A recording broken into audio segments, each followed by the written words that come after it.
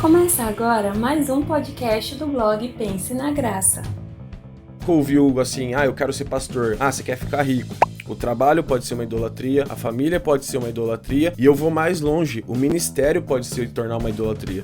Péssima capacidade de colocar inúmeras coisas, até mesmo a igreja de Cristo, à frente do Cristo da igreja. Muito do que nós vemos como culto, Deus vê como idolatria. Muitas vezes nós estamos buscando no ministério uma satisfação, por exemplo, de uma carreira mal sucedida.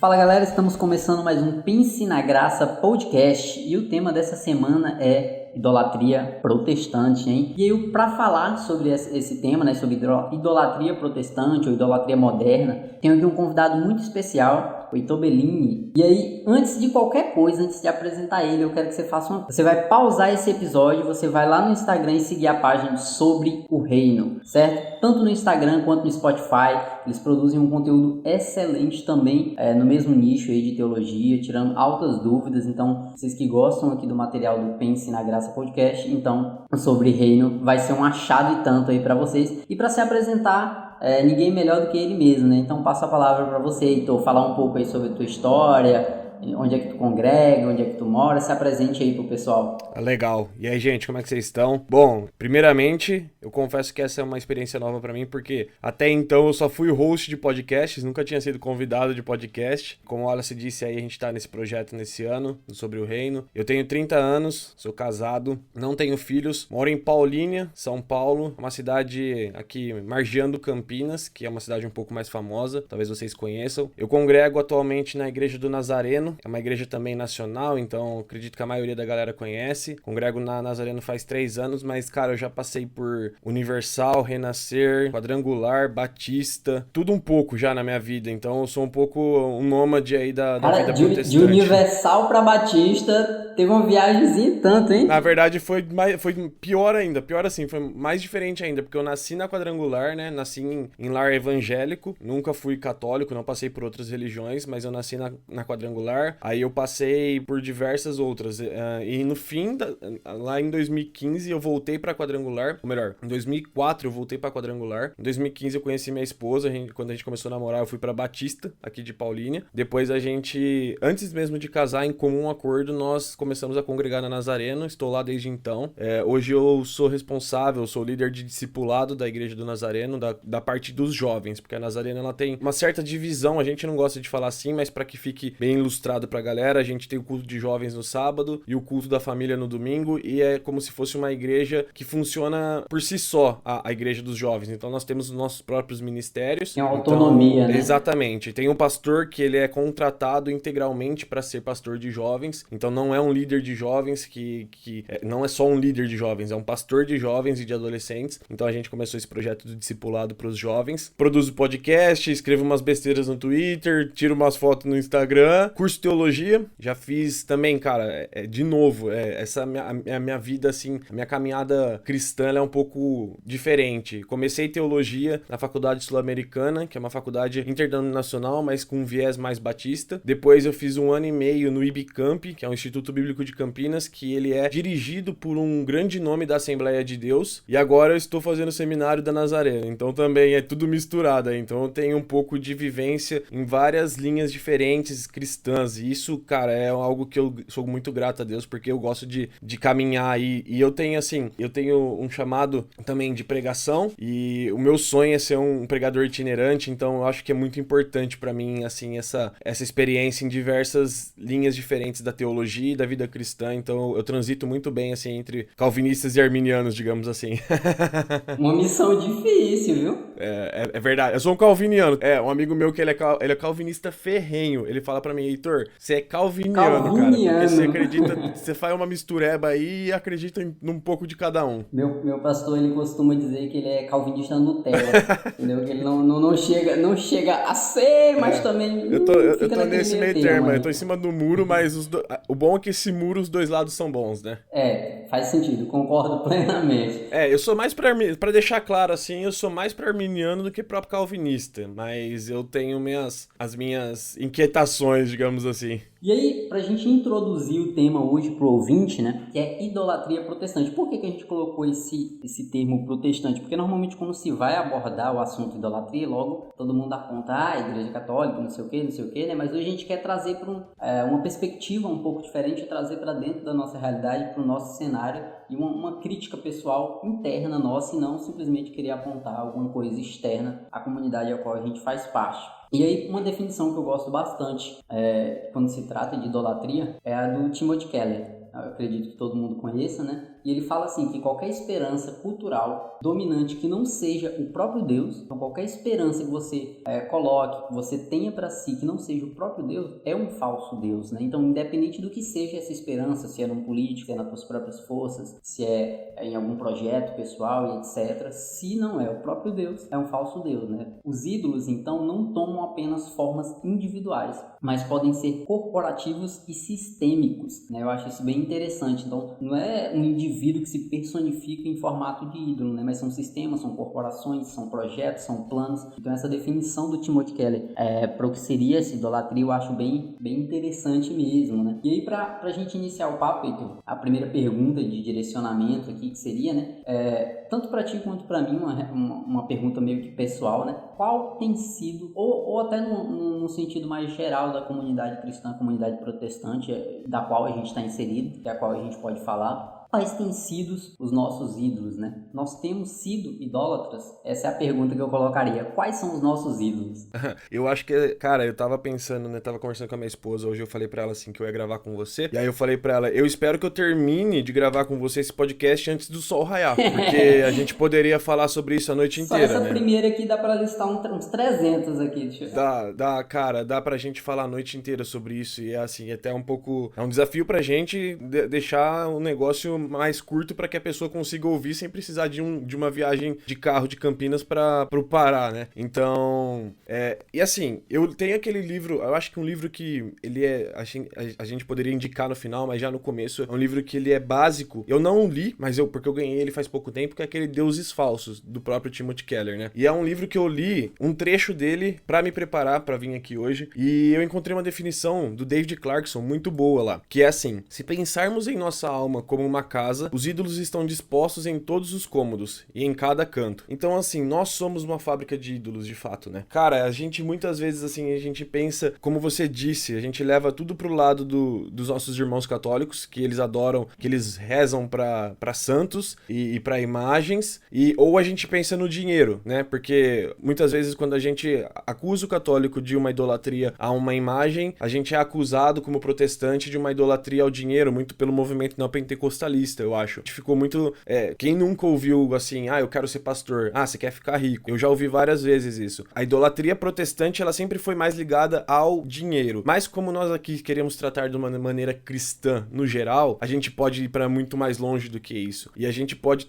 Nós transformamos tudo em ídolos, né? Até mesmo as coisas boas, elas podem ser ídolos, né? Não é só coisas ruins. Muitas vezes a gente pensa, cara, idolatria, ela é quando eu coloco algo ruim acima de Deus, ou quando eu coloco algo que é prejudicial para minha vida e eu trato aquilo como um Deus. Mas não, o trabalho pode ser uma idolatria, a família pode ser uma idolatria, e eu vou mais longe, o ministério pode se tornar uma idolatria, porque essa péssima capacidade de colocar inúmeras coisas, até mesmo a igreja de Cristo à frente do Cristo da igreja. Perfeito. Então, é algo muito, muito complicado, assim. Lógico, nós podemos transformar até os nossos inimigos em ídolos, quando a gente passa a pensar neles. Nós não deveríamos ter, na verdade, inimigos, né? Mas eu digo assim, pessoas que muitas vezes nos fazem mal, elas podem se tornar um ídolo pra nós. Então, são coisas que são criadas por Deus, que são convertidas por nós em absolutos divinos. São coisas que a gente torna como uma divindade na nossa vida. Então, a idolatria, ela é inerente a todo ser humano e ela é presente em todo crente. Infelizmente, nós temos que deixar isso bem claro, né? E já,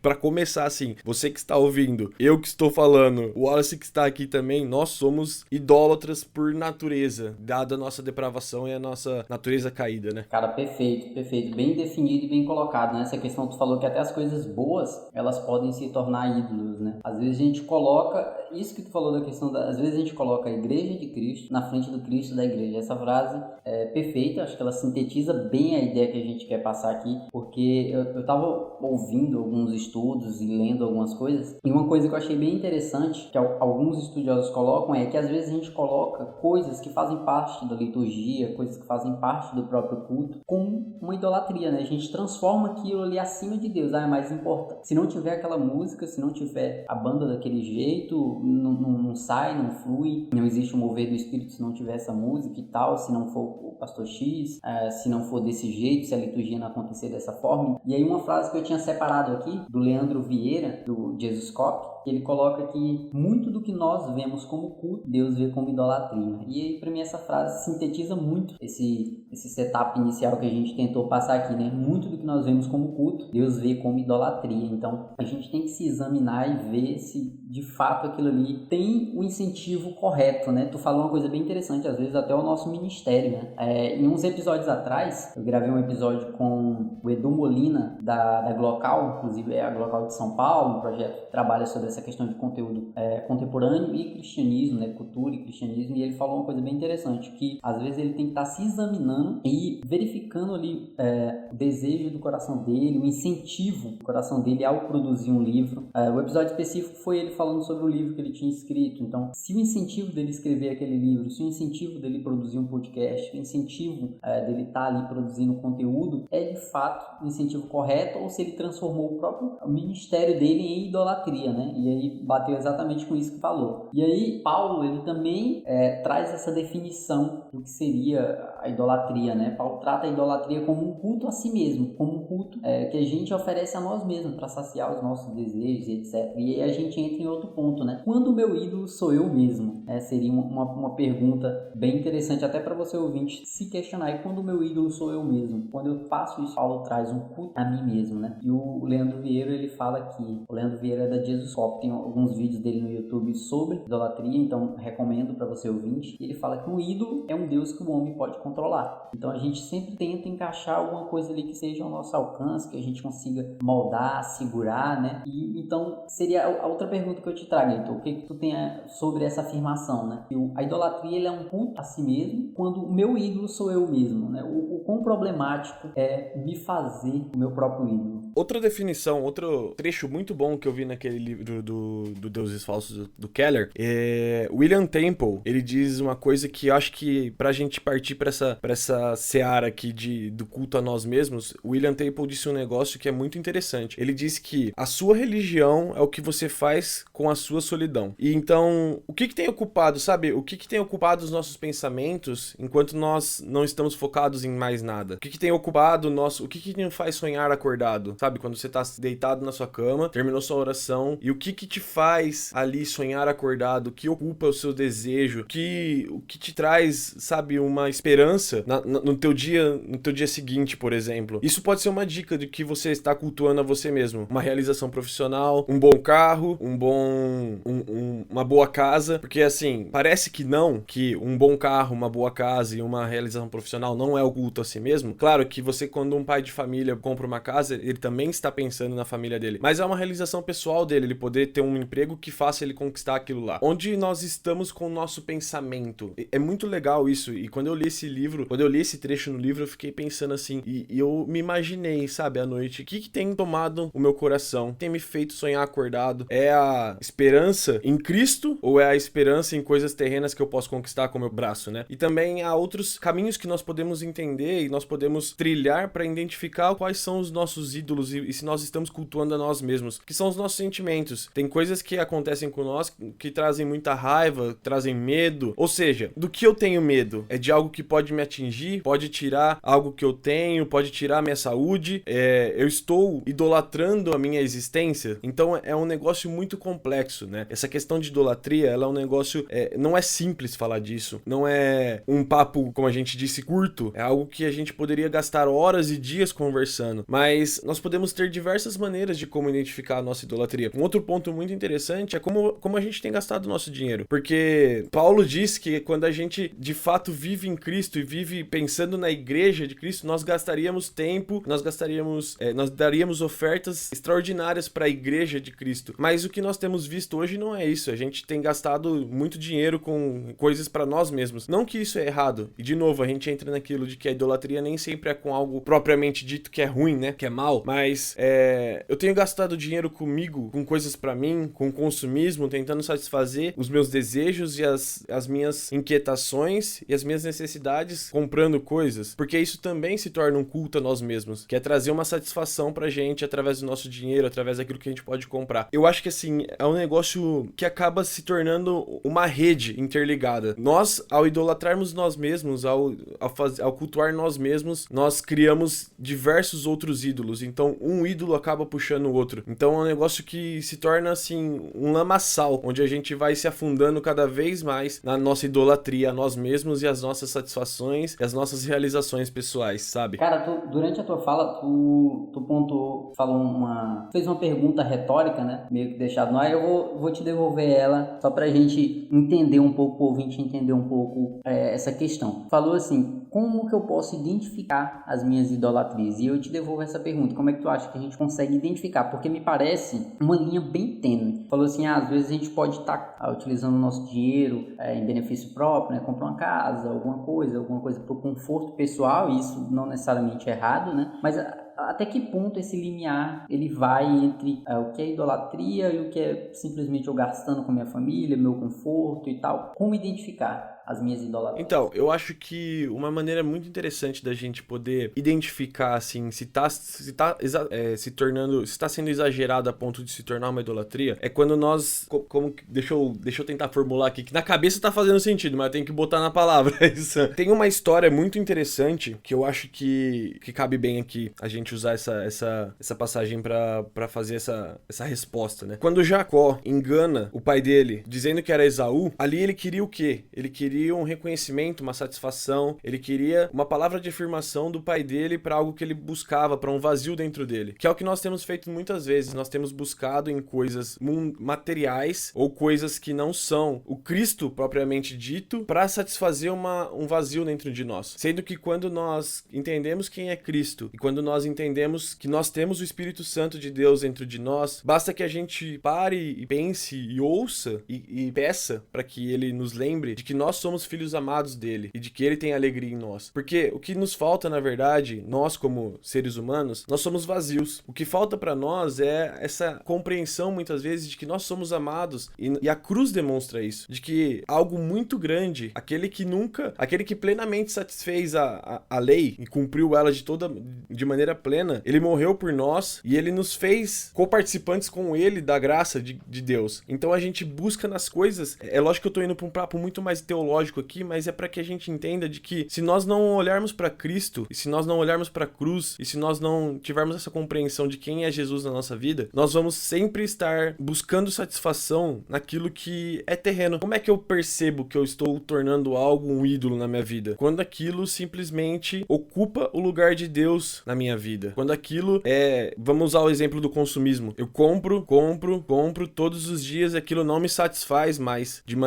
Cada dia eu quero uma coisa nova, cada dia eu quero algo novo, eu quero comprar algo maior, algo mais top. Eu comprei um notebook ano passado, eu quero comprar um notebook novo hoje, porque aquilo não me satisfez, o que nós sabemos, que tudo que é terreno, ele tem um prazo de validade no nosso coração, na nossa satisfação. Um bom jeito de entender se nós estamos tornando algo um ídolo é se nós temos buscado naquilo uma satisfação plena. E é por isso que a gente entra também na questão do ministério que eu falei no começo, né? Muitas vezes nós estamos buscando no ministério uma satisfação, por exemplo, de uma carreira mal sucedida, ou de uma posição mal sucedida que nós temos, ou de nós não sermos... Cara, no meu trabalho eu tenho uma função mais ou menos, então no meu ministério eu sou líder. Então eu começo a buscar no ministério também uma satisfação para aquilo que eu não tenho dentro de mim. E isso também se torna uma idolatria, quando nós buscamos ser preenchidos por algo que não vai poder nos preencher. Vou falar nem nada que é para não estragar a fala, né? Ficou Imagina. Ficou muito bem colocado. Eu acho que deu para compreender muito bem que essa questão da idolatria, eu acho muito importante pontuar isso, que essa questão da idolatria ela é muito mais profunda, né? Como tu falou, não é uma coisa simples. Quando a gente pergunta para alguém, você sabe o que é idolatria, você tem praticado, a pessoa prontamente, possivelmente falaria, não, de forma alguma, né? Idolatria é adorar imagens, idolatria é adorar o dinheiro e tal, porque são as respostas que a gente tem pré-prontas ali, que culturalmente se estabeleceu como, isso é a idolatria, né? Mas se a gente for olhar mesmo, né? Se a gente for estudar, entender dentro da palavra, à luz da palavra, que seria idolatria, que dá origem a ela seria justamente a desobediência. A desobediência é a palavra, justamente não, como diz lá em Colossenses, né? Não manter a nossa mente cativa nas coisas do alto, né? Ter essa compreensão de que idolatria não é simplesmente imagem, não é simplesmente o dinheiro, é muito importante mesmo. Tu colocou uma reflexão aí de que às vezes a gente tenta suprir um certo fracasso ou um certo baixo desempenho profissional em uma vida ministerial simplesmente para saciar um desejo de autorrealização pessoal e não por estar fazendo e estar entregue à obra. E isso aí é muito sério e muito profundo. É uma coisa que a gente tem que estar sempre se policiando, né? Para ver quais são os incentivos do nosso coração e etc. A gente tem uma coisa que a gente pontua muito aqui, normalmente em células, em EBD, em estudos, que a gente deve sempre se policiar e sempre se examinar, né? E que no momento que você se examina, que você para ter uma reflexão, né? Uma reflexão, alguma coisa do tipo, e você percebe que tá tudo bem, não, eu tô bacana, tá tranquilo, eu tô com a vida espiritual boa, eu não tô sendo idólatra e tal. Quando você para e percebe que tá tudo bem, é porque tá tudo errado, né? É porque alguma coisa tá errada, né? Porque a gente precisa estar numa constante mudança, então é muito perigoso esse sentimento de achar que tá tudo bem e tal. Por exemplo, a pergunta aqui, a primeira, quais têm sido os nossos ídolos? Se eu for parar para pensar, meu amigo, a lista é grande, né? Então, qual do dia? Agora, se você parar para responder uma pergunta dessa, você falar assim, não, eu acho que eu não tenho. É bom você revisar, parar, digerir um pouco o conteúdo e pensar bem se de fato isso não está acontecendo, né? É muito perigoso cair nessa, né? E aí, para a gente caminhar para o encerramento, a última pergunta, meio que direcional aí para o público, seria: a gente já entendeu quais são os nossos ídolos, né? O que são esses ídolos? A gente entendeu que não é simplesmente imagem, etc., né? A gente entendeu o que é idolatria. Claro que num curto espaço de tempo aqui, mas a gente conseguiu esboçar aí umas definições que deixaram claro. A gente entendeu também a questão da idolatria quanto a ser um culto a si mesmo. A gente botou algumas definições, a gente trouxe o que Paulo trata também, né? A questão do ministério, né? Não tornar o ministério como uma idolatria, uma forma de realização pessoal. E aí, para a gente concluir isso e para tentar trazer uma aplicação prática, o que a palavra ela apresenta em relação a isso, em relação à idolatria, e como é que a gente vence, né? Qual a solução? Porque a gente viu que, olha, uma série pode ser uma idolatria, o ministério de louvor, meu ministério, meu coração, tudo pode se tornar idolatria. Mas como é que eu escapo disso, então? Porque o circo se fechou de um jeito que ficou meio sem rumo. Como é que sai? Como é que sai dessa? Eu acho que você citou algumas coisas muito importantes. De fato, a gente sabe que a gente não alcançará a perfeição em vida, né? Nessa vida terrena. Então, na minha opinião, pelo que eu vejo, assim, como cristão, é que essa corrida nossa contra a idolatria, ela vai ser pertinente até o dia da nossa morte ou a volta de Cristo. Algo importante que nós temos que ter a concepção, e isso também o Keller trata no livro dele, é de que não adianta tirarmos o ídolo e deixar um espaço vazio. Você já viu aquelas graminhas de calçada que nascem no meio das pedras de calçada? Você vai lá e tira com a faquinha, tua mãe faz você tirar com a faquinha, ou teu tio que tira com a faquinha. Cara, você tira aquilo lá, fica bonitinho, daqui a um tempo o que tem lá de novo? A mesma graminha tá lá de novo. A questão é essa, nós não podemos tirar apenas o ídolo e deixar um espaço vazio. Nós temos que tirar esse ídolo e colocar Jesus no lugar. Mas nós temos que fazer isso de maneira constante na nossa vida cristã, porque como nós dissemos aqui, nós somos uma fábrica. Se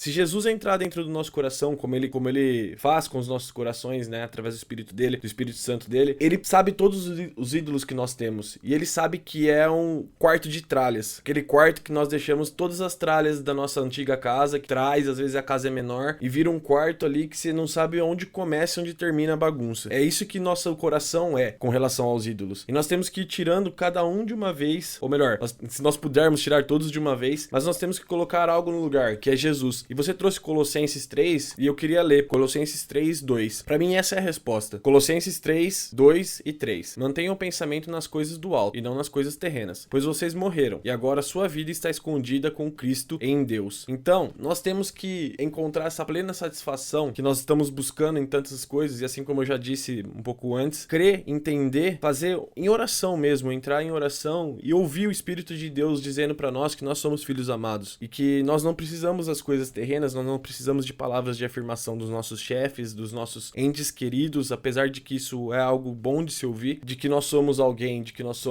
nós precisamos de algo a mais, que nós não precisamos de mais nada além da graça. A presença do Santo Espírito em nós, além da morte de Jesus naquela cruz, da ressurreição dele e da expectativa da volta dele para nos glorificar. Nós não precisamos de mais nada. Nós precisamos entender, compreender, e a cada vez que o nosso intelecto e a nossa mente criar e o nosso coração criar um novo ídolo, nós teremos então a capacidade de substituí-lo por Jesus novamente. Como eu disse, eu não creio que vai chegar um momento que nós vamos parar de fazer isso. Vai ser algo constante, mas tudo que nós fazemos com prática, a gente vai ficando mais hábil em fazer. Então, a partir do momento que nós entendemos isso, nós conseguimos identificar de maneira mais rápida e menos dolosa ídolos novos no nosso coração, na nossa vida, e substituí-los por Cristo. A gente não vai obter essa transformação apenas pensando, identificando e no intelecto. É preciso que isso se torne prática. E você falou muito bem colocado sobre a leitura bíblica. Existem as disciplinas espirituais, né? E elas são algo que traz pra gente a adoração, uma vida em adoração. Porque muitas vezes a gente tem esse problema também de definir a adoração como um momento de louvor no culto. Mas a adoração é a nossa vida por si mesma, né? E as disciplinas espirituais, elas transformam a nossa vida em uma adoração constante.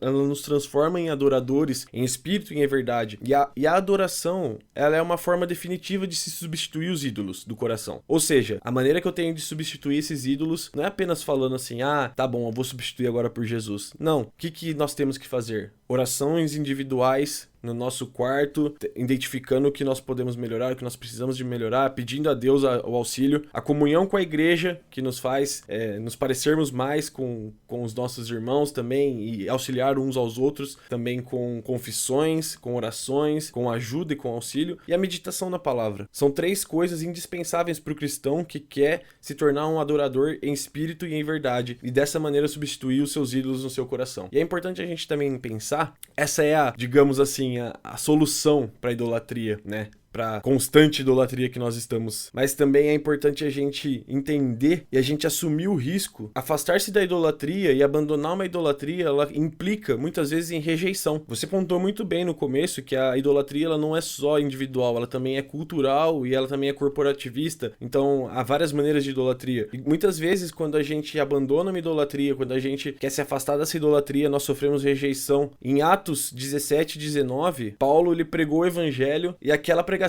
dele trouxe um impacto cultural enorme na cidade de Éfeso e em Atenas, porque as imagens que o povo vendia como ídolos, que eles oravam para aqueles ídolos, pararam de ser comercializadas porque o povo entendeu que eles não precisavam daqueles ídolos, e Paulo foi perseguido por aquilo. E aí eu vou fazer um gancho, se você me permite. Hoje nós temos visto o quanto tem custado para nós como cristãos, e eu tenho visto muito isso, quando a gente denuncia a idolatria política que nós temos visto no meio cristão. Porque nós somos taxados de esquerdistas, de pessoas que defendem o aborto, são pessoas que defendem o comunismo, porque não estão indo na onda daquilo que o cristianismo, ou melhor, o cristianismo não, daquilo que supostamente os crentes criaram como idolatria. Então aqui eu tô puxando um pouco pra idolatria política, já porque eu acho que é um tema muito pertinente no nosso bem atual. A gente tá infelizmente nós criamos cara, eu não queria fazer esse trocadilho, se você quiser cortar, faça-o, por favor, mas nós criamos um Messias que não é o verdadeiro. É um direito de todas as pessoas. Eu só não vou cortar ele porque eu já fiz ele também. Nós criamos um ídolo e a gente colocou, não é um problema assim, deixando bem claro, e assim como eu creio que você também enxerga dessa maneira, não é um problema você votar no candidato da sua preferência, é um direito seu e é um dever seu como cidadão escolher um candidato para você votar. O problema é a igreja colocar mais uma vez a esperança em uma figura como essa. Ou seja ela qual for, tá? Não tô falando especificamente de ninguém. Eu já tenho um vídeo no meu Instagram, depois se vocês quiserem ver lá, eu falo exatamente sobre isso. Porque hoje nós temos muito polarizado a questão da esquerda e da direita, e cada um tem seu ídolo. Cada uma das vertentes tem o seu ídolo. Não tô falando só da atual situação, mas, e não só no Brasil, né? Mas nós temos colocado em alguém um peso de uma esperança que essa própria pessoa não pode carregar. Porque o único que pode carregar toda a nossa esperança é aquele que morreu na cruz por nós, que é Jesus Cristo. E é nele que está a nossa esperança. E nós, quando estudamos história, a gente vê o quão mal nós já nos demos como igreja de colocarmos a esperança em alguém que não fosse o Cristo. E é cíclico. Então é por isso que eu digo que a idolatria, de maneira individual, ela é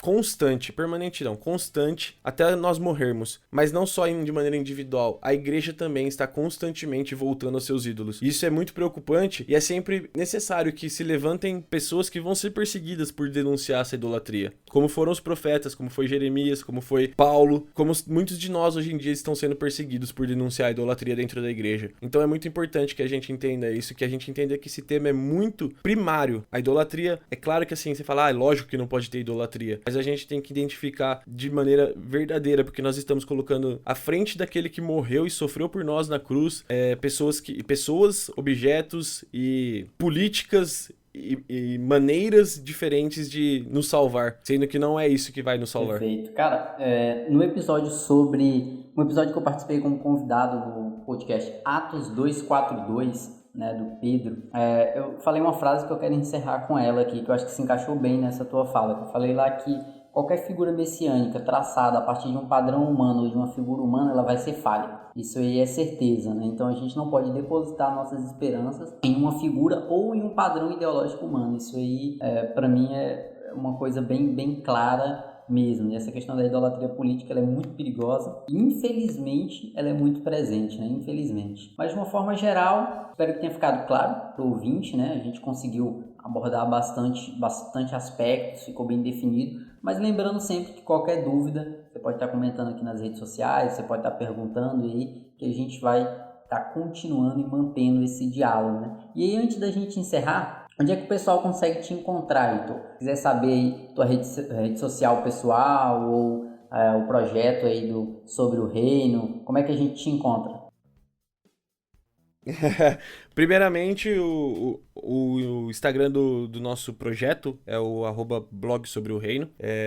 Nós estamos mais ativos no Instagram mesmo, e tem também no Spotify. Aí você procura sobre o reino lá, você vai encontrar os nossos podcasts. E também tem o nosso site no WordPress, que é blog sobre o reino. Se você digitar no Google, provavelmente você vai encontrar facilmente. O meu Instagram pessoal é @HeitorBellini, com H o Heitor, e Bellini com I no final. E eu tenho também Twitter, que eu falo umas besteiras lá, que é @HeitorBellini também. Mas é legal, cara. O Twitter é bem legal. Então eu tô à disposição. Quem quiser conversar mais sobre isso, quem quiser participar do meu podcast, me chamar para podcast, nós estamos aí para servir o reino todos juntos, e glória a Deus. Perfeito. Já fui mais ativo no Twitter. Ultimamente, faz muito tempo que eu não entro por lá. Tenho, mas só observo.